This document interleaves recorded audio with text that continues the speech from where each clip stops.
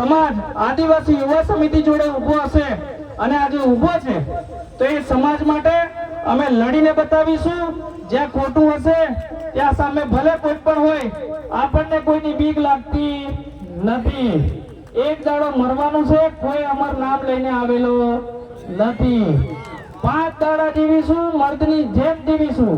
કદાચ કાલ ઉઠીને મર્યા અને ભગવાન પૂછે નીચે ખો કરીને આવ્યો, બધાને હલાઈને આવ્યો સાહેબ, હઈ ગવા સામે એ રીતે જીવવાના છે. 1 વર્ષ આજે આદિવાસી યુવા સમિતિનું થયું.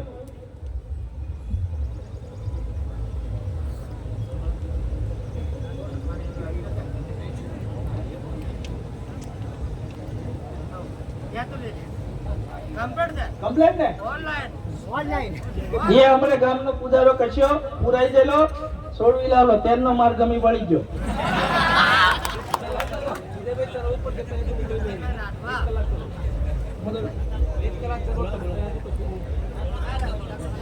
ગુલસિંહ કાકા કહે છે કે 1 કલાક ચલો એમ.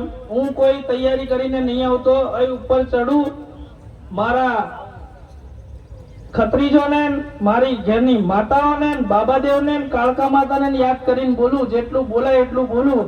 બાકી 1 કલાક ચલો, અડધો કલાક ચલો એવું મને કોઈ પાક્કો આઈડિયા નહીં.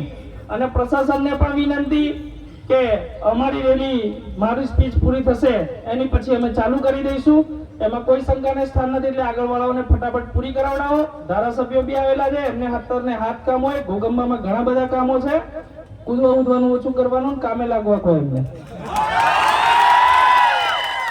અમે તો નવરી બજાર છે એટલે પંચાયતો આવી કરતા રહેવાના, બરાબર ને? મેં એકલો નહીં, આપણે બધા જ પંચાયત નવરી પંચાયત છે. 1 વર્ષ આદિવાસી યુવા સમિતિને અહીંયા થયું.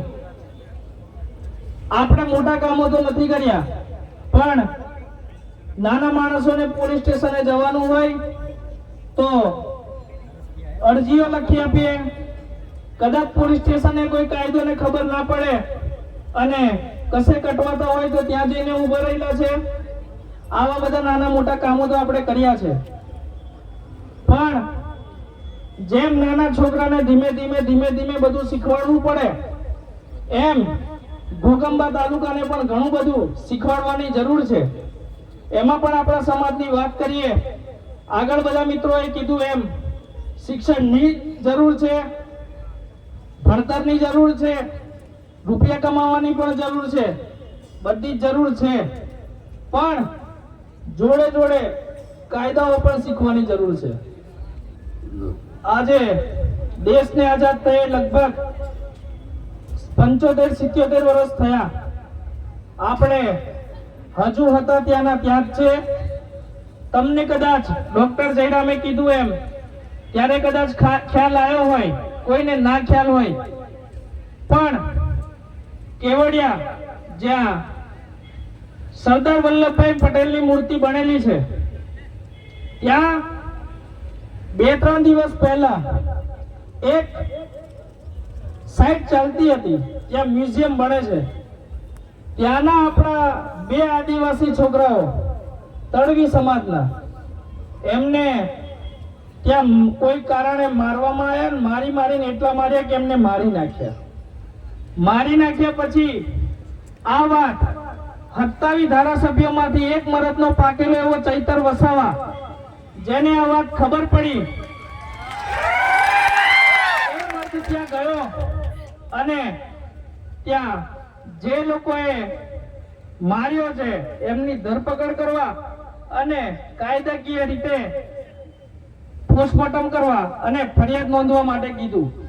ત્યારે ગુજરાતમાં અને દેશમાં આજે ભલે ભાજપની સરકાર હોય, 10 વર્ષ પહેલા કોંગ્રેસની હતી, 10 વર્ષ હવે બાવળાને હોયા, ભલે ચૈતર વસાવા એમાં છે, પણ મારી જાણકારી કહે છે કે ભાજપ હોય કે કોંગ્રેસ હોય કે આમ આદમી હોય, જ્યારે આદિવાસીઓની વાત આવી છે ત્યારે કોઈ પાર્ટી સમાજ જોડે નથી ઊભી રહી.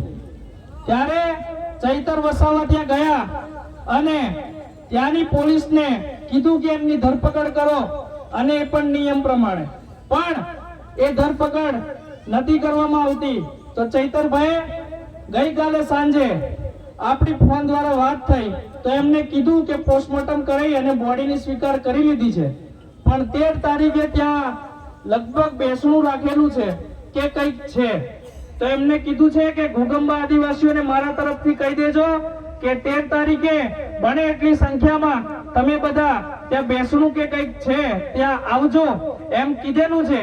તો હું ચૈતર વસાવા તરફથી આપ બધાને આ મેસેજ આપું છું કે 13 તારીખે ચૈતરભાઈ વસાવાએ ત્યાં બોલાયા છે અને આદિવાસી યુવા સમિતિના આગેવાનો તો જવાના જ છે, પણ જો કોઈ આવું હોય તો અમારા મહેન્દ્રભાઈને અને તમારા ગામના જે કોઈ પણ વ્યક્તિઓ આદિવાસી યુવા સમિતિમાં કામગીરી કરી રહ્યા છે એ લોકોને જણાવી દેજો, તો આપણે બધા અહીંયાથી સાથે જઈશું.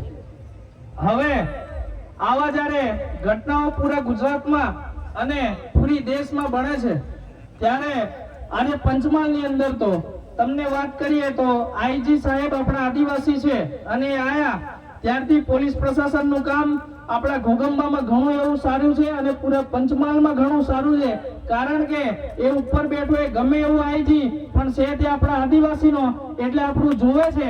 એટલે એકવાર એમની માટે પણ આપણે આભાર માનીએ અને પૂરા ગુજરાતની